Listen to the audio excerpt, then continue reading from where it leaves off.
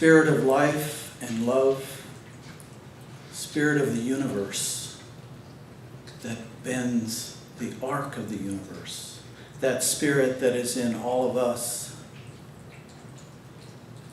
the Spirit of change.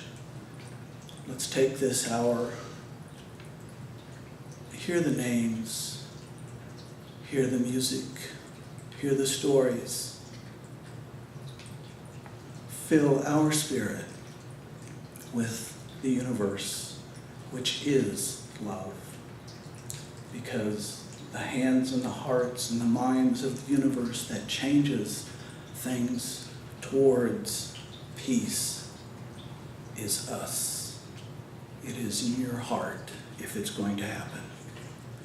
Let's take this time and make it sacred and bend the arc of the universe towards that love and justice that we know it always does and it always will. So may it be. Amen.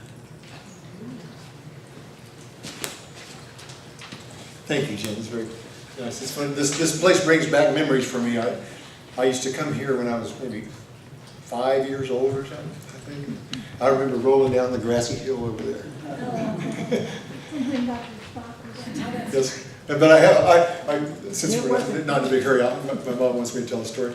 I have a lifelong distrust for Unitarians. I'm sorry to tell you, but because my brother and I, there was a poster on the wall one time that said Dr. Spock was going to be here. And we were so excited, we held our breath for 2 months, only to find out that some fraudulent doctor was here from child psychologist, So I learned my lesson. Welcome everyone to this. This is a very solemn occasion, but it's also it's informative and it's important. If we've been doing this. Dick's going to be up here shortly and can maybe enlighten us exactly how long it's been going on, but I think there were still dinosaurs roaming the earth when it started.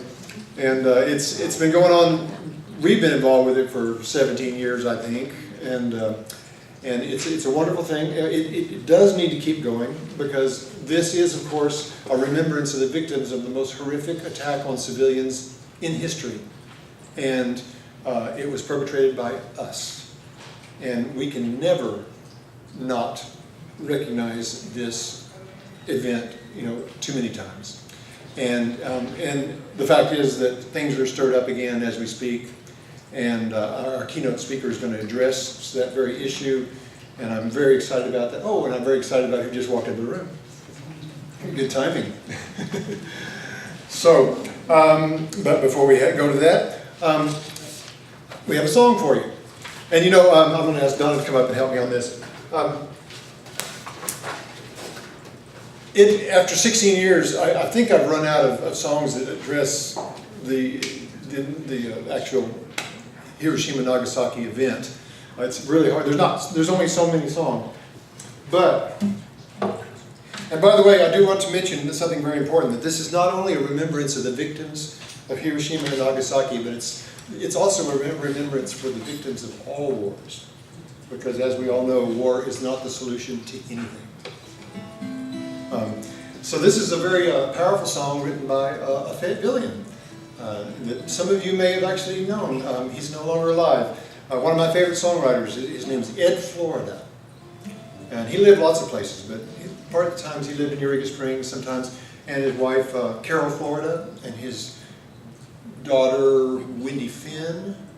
Those names might resonate with you. Ed Florida was a great songwriter, and he wrote a song, a very powerful song that is basically the history of the United States patriotism and some of the mischief that we've been involved with, and some of the contradictions involved with our patriotism. And it seemed like an appropriate song for tonight. And it's written from the perspective of a flag telling you the story. And it's called Hang 'Em High, Hang Me High, and it's Ed Florida.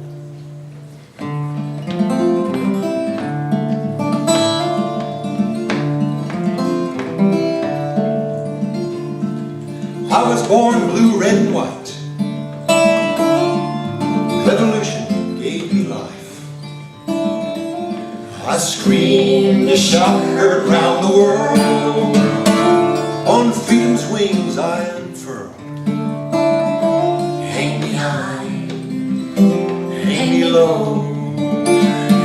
so, my stars will show. Salute me when war angels call. Curse me when hard times befall.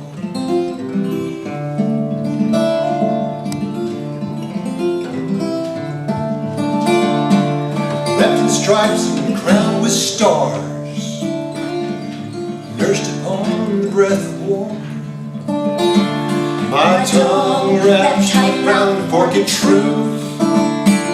Towards western shores I grew in youth. Hang me high, hang me low, hang me so, my stars will show.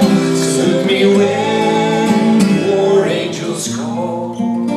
Curse me when hard times befall. Wealthy child out on a spree, rode shotgun right through history.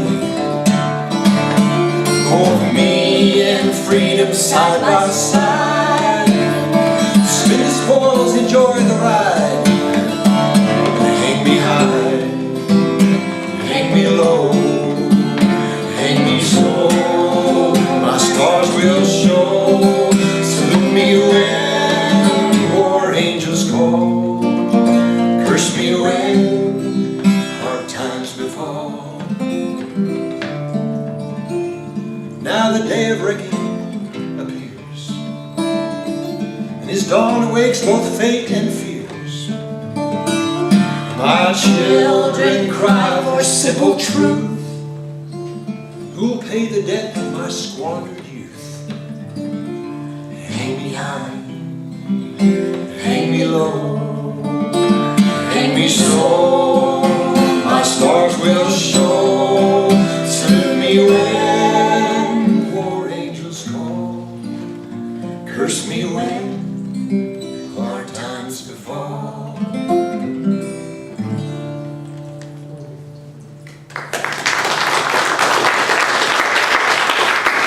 Thank you very much. Of course, that was Donna Mulholland, and I didn't introduce myself. I'm Kelly Mulholland. I've been on the board for about 16, 17 years. I've lost track somehow, but for quite a while. So I'm so glad you're all here. And I lost my. That was good.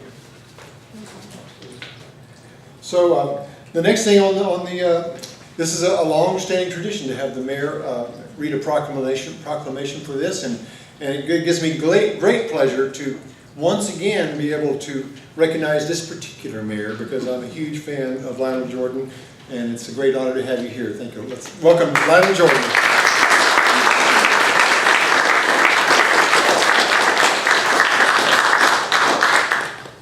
Well, good evening, everyone. It's great to be here again. This is something we do every year, and I'm always excited to do that.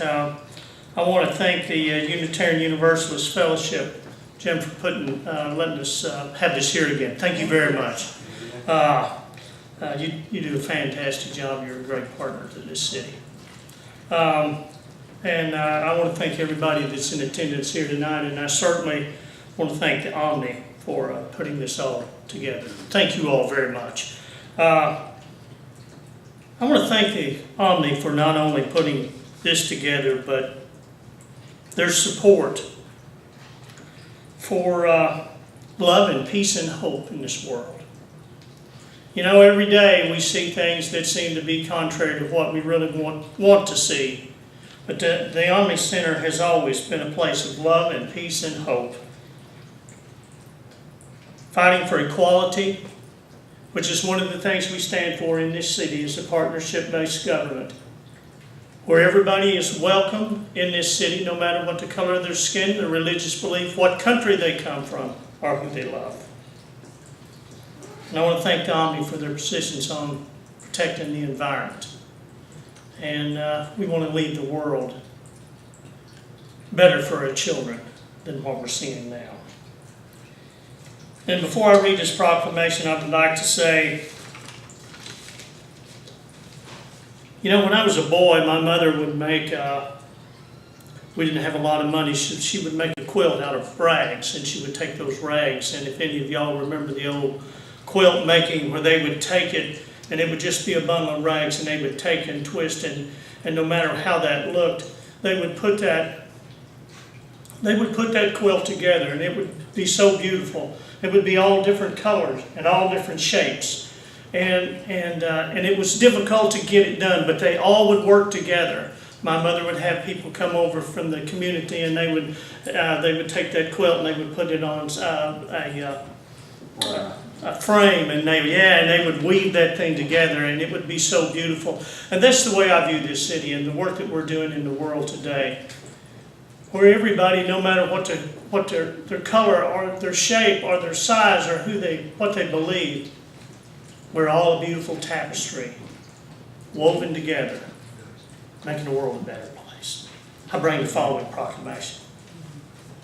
Whereas since 1979, citizens of Fayetteville have gathered annually around the anniversary of the nuclear bombing of Hiroshima and Nagasaki to remember the loss of life and the destruction caused by wars.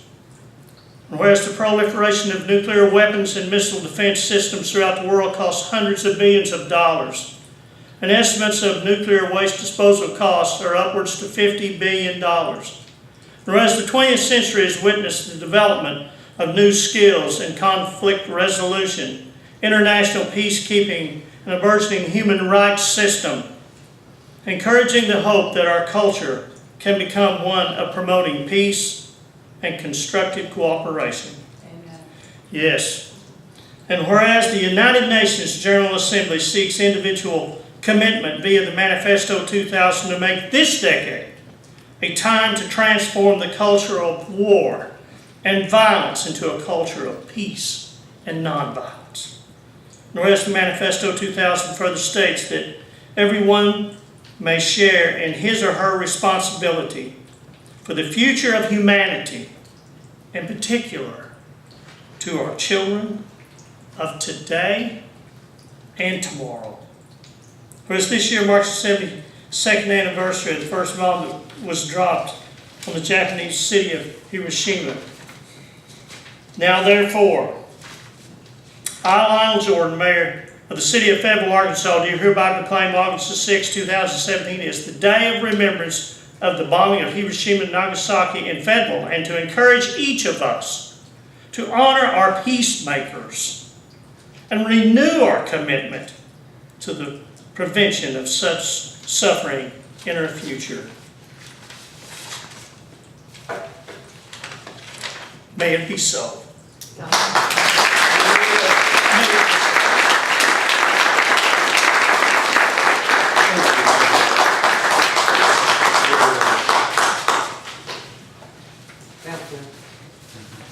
Nicely done, thank you. Thank you. Thank you, Lionel.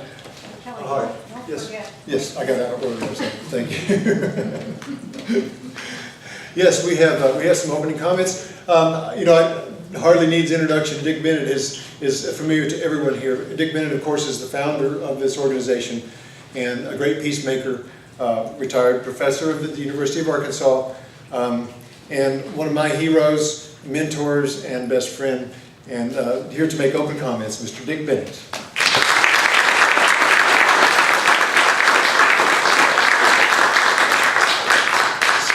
How's that? Is that good distance? It's good distance. I'm glad to be able to refer to a general today. General Joseph Dunford, chairman of the Joint Chiefs of Staff, said recently,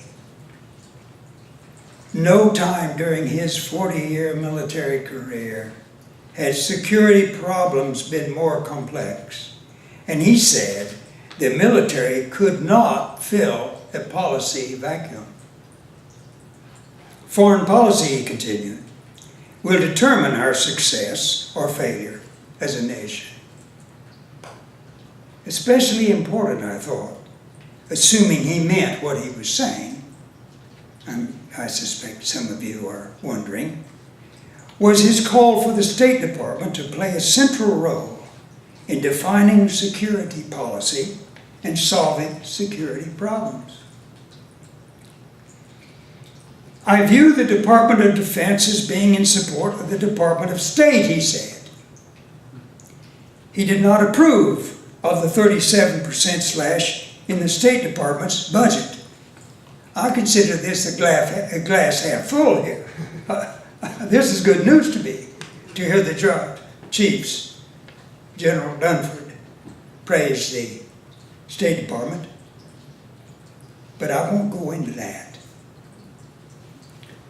Let's choose for the moment to greet General Dunford's statement in the best light from a peace, justice, and ecology point of view. He is saying that not military force is foremost, but policy. And handling matters of foreign affairs is the domain, as we know, the domain of the State Department, the diplomatic wing of the federal government. A British minority politician and literary critic once said that he and his minority friends, he was a member of the Socialist Party, I think, that his friends must search for every niche in the structure of power if they were ever to effect change. Well, that's where our Peace, Justice, and Ecology Party is today. We're in the minority. General Dunsford has inadvertently shown us one of those niches. The State Department is one of countless places, locally and globally, where we can strive for peace, justice, and ecology. We can push diplomacy, negotiation, conflict resolution, the teaching of nonviolence, even when the niches of possible change seem rare as they seem today to maybe all of us. So let's ask ourselves, what would our world have been and be like without the peace movement, the peace tradition?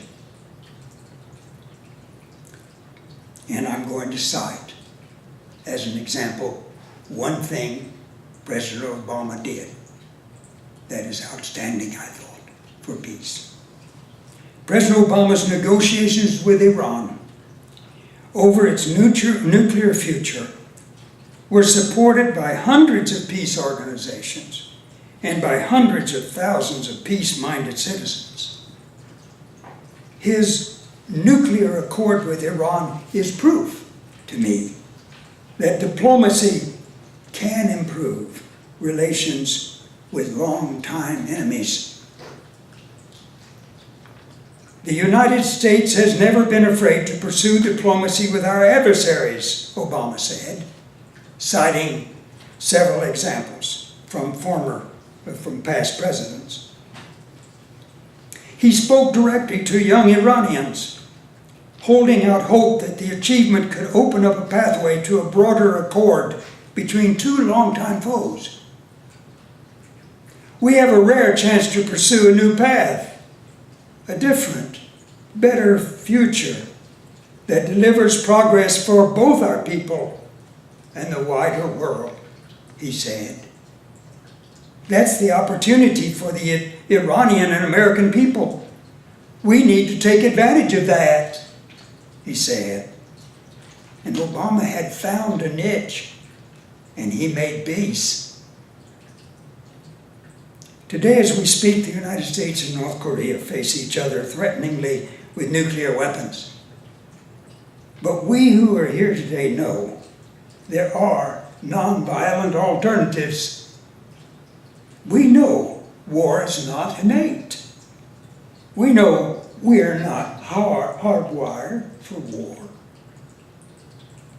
War is not something that just inevitably happens to us. We know many societies have resisted the call for war. We have a choice. So let's choose our niche. Thank you.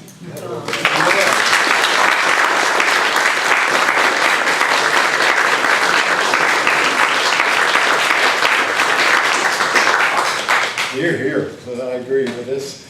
Well, this program is just laced with some of my favorite people in this town and in the world, and the next person I'm introduced is included in that.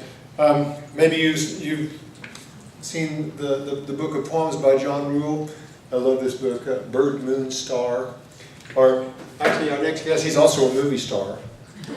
If you've ever seen Witch Hazel Advent, with the award-winning documentary, and the subject matter was, of course, John Rule, and John Rule has some poetry for us, and so one of my favorite poets anywhere.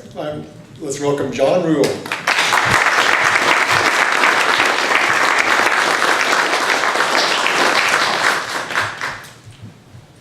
Thank you. This is a memorial, not a performance, so I'll remember that. This poem is 40 or more years old, was written in 1975, and we'll see whether what's covered in it is conscious our problem today.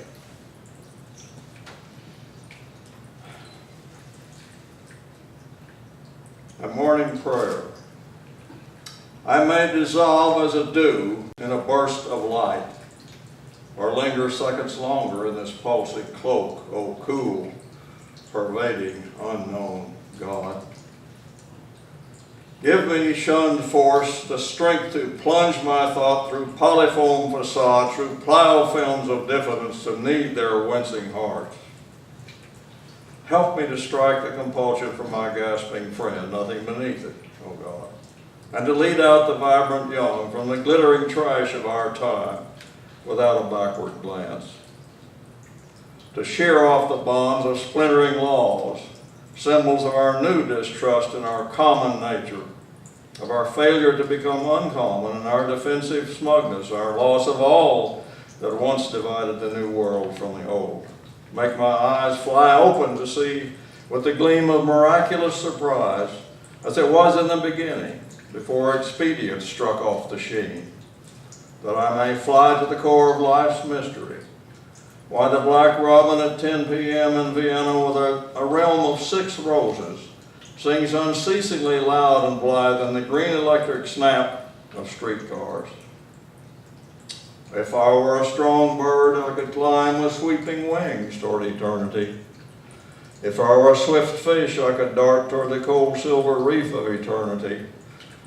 Oh, if I were a diffused white cloud, I could hover tireless in the moving force of eternity.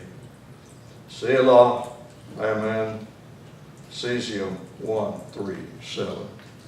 I've been trying to think of a little badge or symbol for our human species as we go off to leave this planet and launch into the broader universe without ever having made peace with this one. And so I came up with this very short poem called Escutcheon, which means a scutum, a shield for humanity. And there are a couple of terms in it, jewels for the red rays and so forth, and bar sinister or ben sinister for supposedly illegitimate birth and so forth. Escutcheon. The device itself is simple enough. No jewels or sinister bars. Just wandering brazen question marks within a field of stars. The ground can be the black of space with a brilliant border of light, splashed with the azure and gold of sea and sky at eve, and flecked with blood for the deeds we've done and for those we grieve.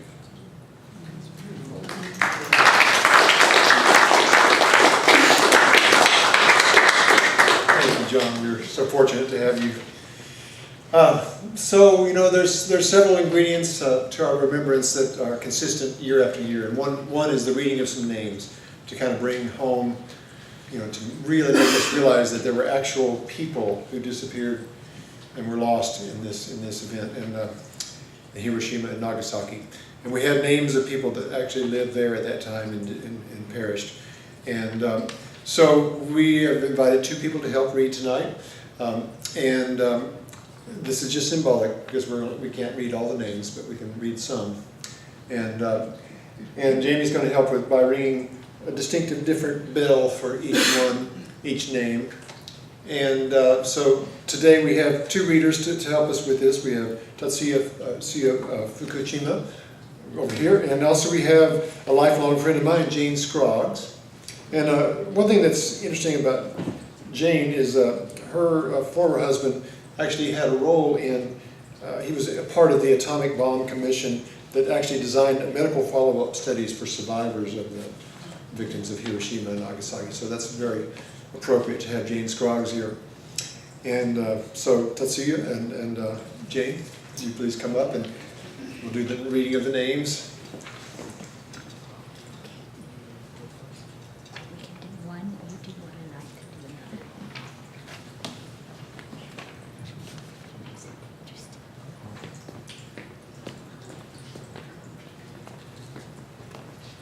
Tatsuya actually helped us do this a couple of years ago, I believe, if I'm not mistaken. It's good to have you back. Many years. Was it? Time flies. Yes. Yeah. Setsuko Yamamoto. Mikio Inoue. Yoshiaki Tamura. Satoru Yoshimoto. Koi Nakamachi. Iwao Fukui. Goro Ki Yoyoshi. Fumie Enseki. Takachito Sakai. Fusataro Tanimine. Samaka Yamada. Kiyoaki Ueno. Kazeru Matsumuro. Yoshimi Hara.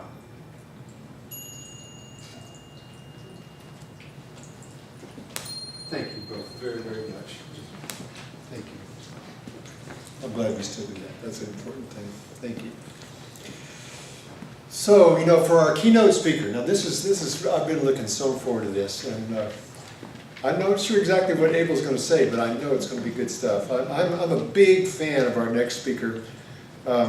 He's a real peace hero for sure. He's actually the founder of the Arkansas Nonviolence Alliance. He's a frequent writer for the Free Weekly. He does op-eds. Whenever there's an issue that is, like the mainstream, you can tell that the mainstream media has got it wrong. But you can't figure out which way is up.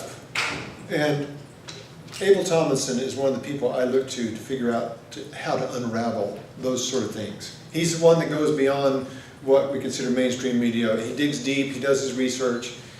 He's very knowledgeable. And I think we're really lucky to have him. Of course, the whole Korean situation that we hear about daily now is really hard to understand. And there's a lot more to it than we're getting on the mainstream media. And so Abel has put together a piece called Facing Nuclear Madness from Hiroshima to North Korea. And I'm very pleased to have Abel Tomlinson with us. Thank you.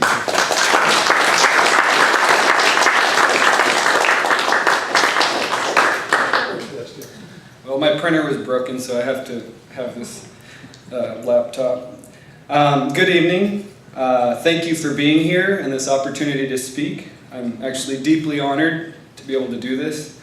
We're gathered here today to mark the anniversary of the only nuclear bombings of people in history. You already know the horror and inhumanity of these savage attacks, so what more can be said? What can be said about our present danger? Is there hope?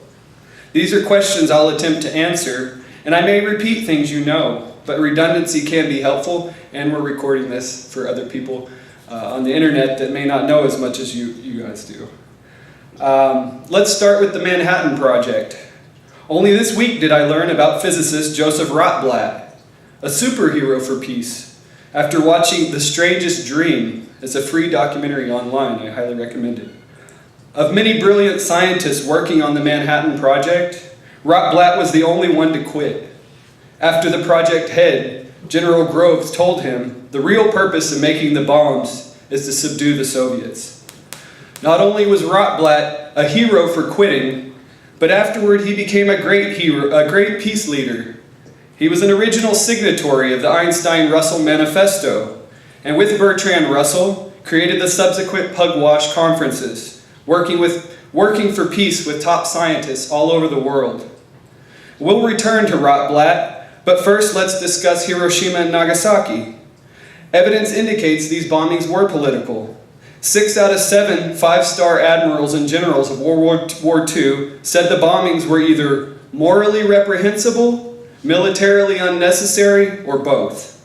And these are not pacifists. Eisenhower repeatedly urged the bomb not be used. And these are his words. He said, "Japan was already defeated and dropping the bomb was completely unnecessary." The chairman of the Joint Chiefs of Staff, Admiral Leahy, said, "The nuclear attacks were barbarous violation of every Christian ethic I've ever heard and all the known laws of war." Yet what affects me most are stories from Hibakusha, the survivors. And I'll mention just one, which is more powerful than cold statistics of thousands or hundreds of thousands being killed. And this is kind of a moving story, and it's pretty graphic, so if anyone's sensitive, they might want to plug their ears for 1 minute. This is the testimony of Michiko Kodama. And this testimony is on the the Friends AFC, the Friends website, the Quakers, anyway. Michiko said, this is the testimony, of Michiko Kodama, calling for abolition of what she calls weapons of the devil. Michiko said, "I was 7 years old, a second grader, inside the wooden school building. Suddenly, at 8:15 a.m., I felt a blinding flash, and then the ceiling collapsed, and sharp splinters flew all around. They stuck in the walls, desks, and the floor, and also into my skin. My father managed to find me, and as he carried me home, I witnessed hell on earth. I saw a man with his skin burned heavily and peeling. A mother was carrying a baby, which looked like charcoal. She herself was heavily burned all over her body and was trying to flee, almost crawling on the ground. Others lost their sight, their eyeballs popped out, or ran around holding protruding intestines. People tried to cling on to us, saying, 'Give me water, water, water.' Unable to give help, we just left them there and hurried home. My favorite cousin, who was like a big sister to me, had her face, her entire back, and her right leg severely burned. Her burns quickly festered and flies swarmed. Soon maggots bred and crawled all over her body. All I could do for my beloved cousin was pick the maggots out and wipe her oozing body. After 3 days, she died in my arms. She was 14. And that's just half the story. You'll have to read it online if you want to finish it. After the bombings, many people were revolted, not least of which was Rotblat, Einstein, Bertrand Russell, Albert Schweitzer, and many others with beating hearts. This revulsion towards nuclear weapons was expressed well in the foundational document of the nuclear abolition movement, the Einstein-Russell Manifesto. And here's an excerpt of that manifesto. "Here then is the problem which we present to you, stark and dreadful and inescapable. Shall we put an end to the human race, or shall mankind renounce war? There lies before us, if we choose, continual progress in happiness, knowledge, and wisdom. Shall we instead choose death, because we cannot forget our quarrels? We appeal as human beings to human beings. Remember your humanity. Remember your humanity and forget the rest. If you can do so, the way lies open to a new paradise. If you cannot, there lies before you the risk of universal death." After this publication, the subsequent Pugwash conferences became very successful, providing background work for the partial test ban, non-proliferation, the anti-ballistic missile treaties, as well as the biological and chemical weapons conventions. Former Secretary of Defense Robert McNamara said Pugwash laid the groundwork for negotiations to end the Vietnam War. Gorbachev also admitted that the organization influenced his thinking while he was a Soviet leader, helping to end the Cold War. We'll skip many details of the Cold War, except to remember it was insane. Both sides built enough weapons and far bigger hydrogen bombs to threaten the existence of our entire species, not to mention other species. We must also remember over 2,000 nuclear tests were conducted, polluting the environment with radioactive waste. Not only did we poison our lands in Nevada and New Mexico, but we destroyed tropical islands with beautiful marine creatures surrounding them. Thankfully, progress was made. The Cold War ended, nuclear stockpiles were reduced, and testing halted. However, tensions between the US and Russia were never fully ameliorated. After the Berlin Wall fell, US leaders made verbal agreements with Russia not to expand NATO eastward. This was broken.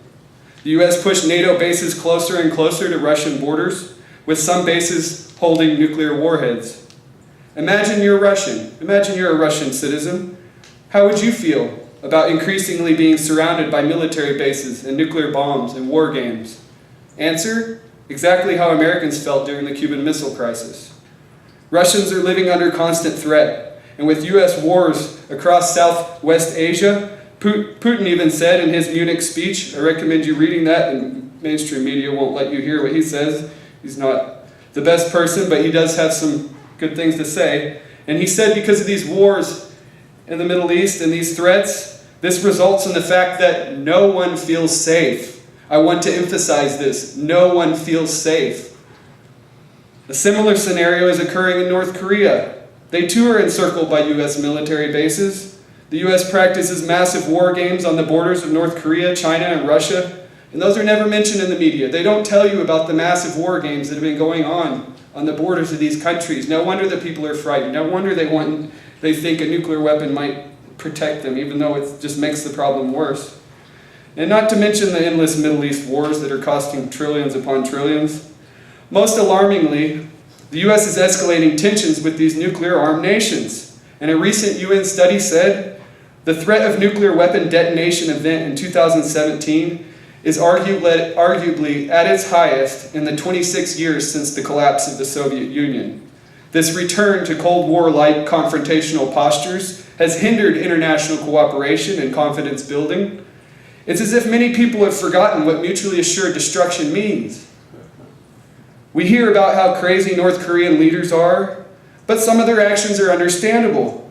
After the country was destroyed in the Korean War, they've since lived with constant military threat. And in that context, nuclear deterrence does make some sense. Also, what message did the United States send to North Korea when it overthrew Libya, a nation that abandoned its nuclear weapons program? This reinforces the dark logic of deterrence and undermines the rationale for eliminating nuclear weapons programs. As a nation, our moral authority on disarmament is hollow. The previous and current administrations have revived the Cold War, committing to $1 trillion modernization program to upgrade the nuclear arsenal.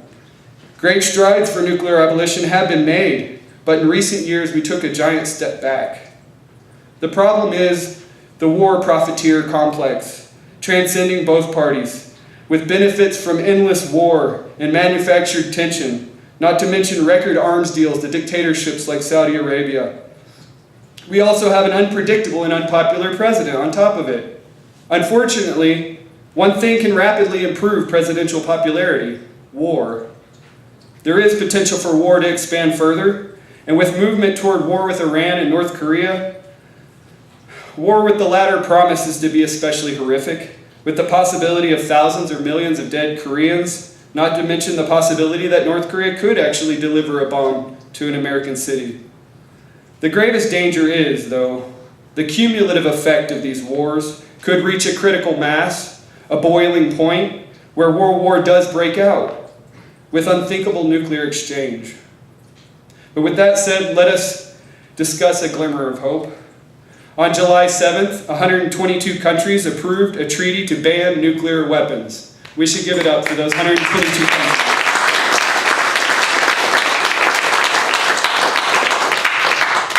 And this treaty will actually likely be ratified next month after 50 people sign it. It gets ratified by 50 countries, and then it becomes law. And then nuclear weapons will be illegal. No country with nuclear arms supports this treaty, though, but its power shouldn't be underestimated. Nuclear nations may cling to their bombs, but they will increasingly become outlaw pariahs like North Korea. The weapons will become delegitimized. It also promises to affect vitally important public opinion. And as some philosophers say, public opinion is the most important determinant in society. It's more important than, it's the ruler of society ultimately, whether you are a democracy or a dictatorship. However, we mustn't make the mistake of thinking this treaty is enough. And I'll quote Rotblat to make this point. And this is from his Nobel Prize acceptance speech, which he accepted that along with the Nobel Prize for the Pugwash Conference Institute. This is Rotblat. He said, "I've argued we must eliminate nuclear weapons. While this would remove the immediate threat, it will not provide permanent security. Nuclear weapons cannot be disinvented. In a nuclear weapon-free world, should any of the great powers become involved in a military confrontation, they could rebuild their arsenals. The danger of the ultimate catastrophe would still exist. The only way to prevent it is to abolish war altogether. We must learn to resolve disputes by means other than military confrontation, and will require developing a new loyalty to mankind, or I would say humankind. We have to become world citizens. Prospects for this new loyalty are now better because fantastic advances in modern communication techniques, as long as you don't touch it. These modern techniques allow us to learn instantly about events across the globe. Technology is driving us together, and we are becoming like one family. Psychologist Erich Fromm, I say Fromm, but it's probably Fromm. Psychologist Erich Fromm was another 20th century peace giant for nuclear abolition. He wrote about the other great peace leaders, Russell, Schweitzer, and Einstein, and he said what defined them was their faith in the power of reason and their intense love for life, or as Fromm calls biophilia, as opposed to necrophilia. And he says that people that really love war are kind of necrophiles.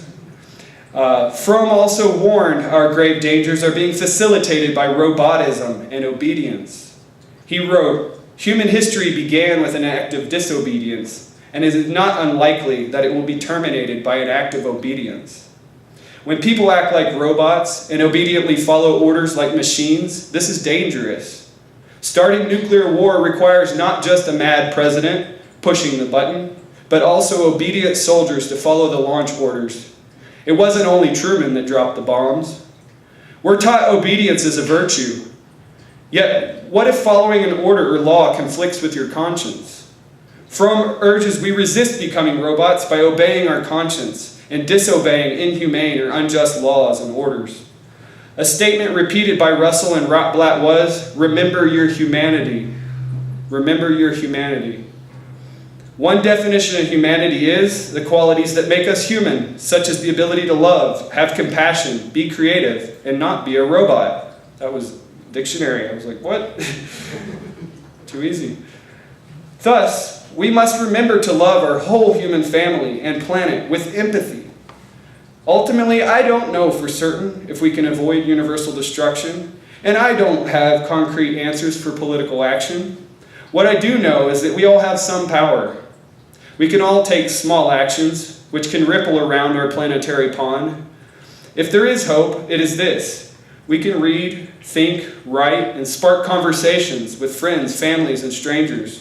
We can disobey social norms and discuss peace wherever we go.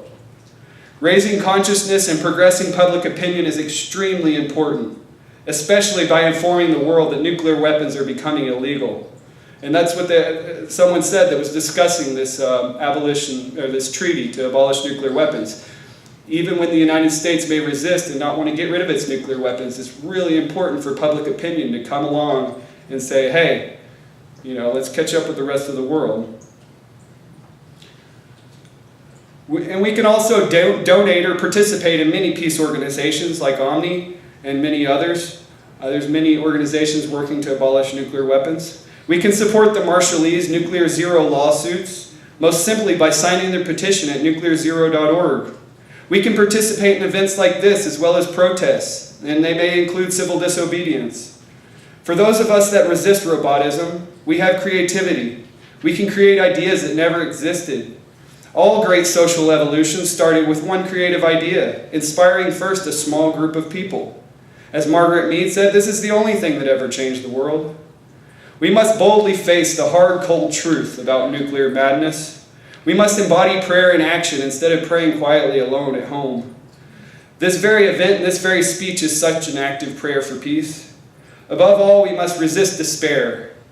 And I'll conclude with Dr. King's Nobel Prize acceptance speech, a quote from it. I'm sure you've heard it, but I'm going to do it anyway. King said, "I refuse to accept despair, or the idea that man is mere flotsam and jetsam in the river of life, unable to influence the unfolding events which surround him. I refuse to accept the view that mankind is so tragically bound to the starless midnight of racism and war, that the bright daybreak of peace and brotherhood can never become a reality. I refuse to accept the cynical notion that nation after nation must spiral down a militaristic stairway into the hell of thermonuclear destruction. I believe that unarmed truth and unconditional love will have the final word." Thank you.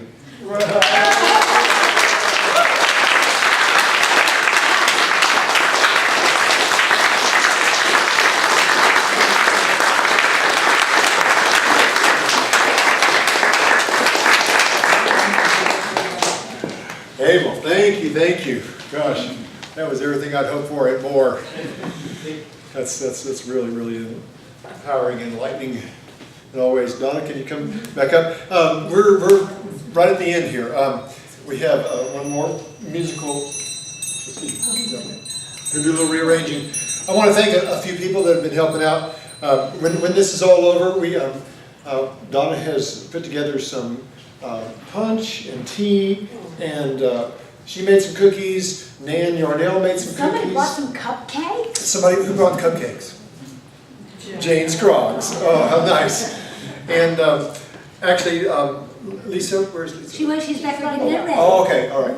Lisa Orton is back there. So don't run off. Is helping us out with getting that ready. So yeah, we can all hang out and talk and catch up when this is over. And also, it's also important always to thank Aubrey, who is just year after year always everywhere. Aubrey Shepherd. And then also the Kaminskis, Hank and Joanne. The Peace Crane has been, from the very beginning, it's getting a little weathered over the years, but that thing has been on every march we've ever done, and it's a part of the Hiroshima Nagasaki remembrance year after year. And this year, of course, being indoors is kind of odd, but still we have it here, so some things never change, and I'm so pleased to have him. Speaking of which, that's kind of an interesting transition.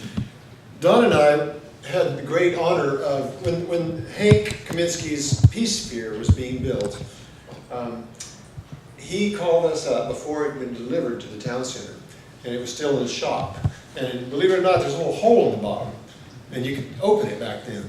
Now it's all sealed up. And he invited us to get inside that thing and play music and explore what it was like to be inside the Peace Sphere. And so we spent well over an hour in there, and we took some instruments from around the world. I had a Japanese ruin that my mother brought back from Japan, actually. And it was on that instrument that I wrote a chant called "May Peace Prevail on Earth," which of course are the words written in every language on the Peace Sphere, and also on the Peace Pole here at the Unitarian Church. And so we're going to do that, and it's becoming a sort of a tradition. I think we've done this at these remembrances 4 or 5 times now, so some of you might actually know it a little bit, because it's not just us. The lyrics are easy. It's "May peace prevail on earth." The lyrics are "May peace prevail on earth," which is actually a poem by a Japanese poet. And and we also would like to ask Jamie. We're going to collaborate with Jamie White on this. And we don't know exactly how it's going to unfold, because we're going to improvise. This is a very loose piece that can go lots of different directions. And you're a part of it. Jamie's going to be a part of it. And Donna's going to help out. And it's a very solemn feeling, kind of a chant of sorts. And so, let's see. I don't even think we need to rehearse. I think we'll just do it. And when you feel inspired to start singing along with us, I want you to help us out. What else have I not? Am I leaving out? Gladys, where are you? Y'all are awesome. Can you think of anything I have not said that needs to be said? Okay. Oh, I know one thing. Because some of you are probably wondering how you can find out about gong songs. I think that, Jamie, do you have some brochures? on the front. There's some brochures out there by the entrance, so, because I would highly recommend that myself, so. And actually, she has 4 gongs when you go to her students. And thank you all for being part of our peace community, and we really appreciate you all being part of our Omni family, and let's do this many more times. And so, like I say, we don't know exactly how this is going to unfold, but we'll just trickle into it. May peace prevail on earth.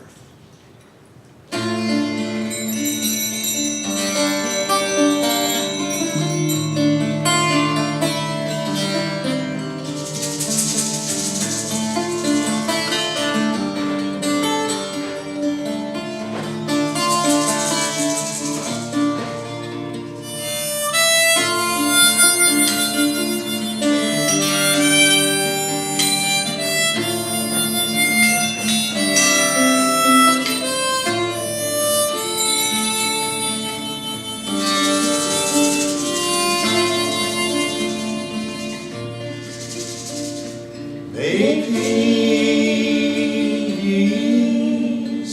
prevail on earth, on earth. May peace prevail on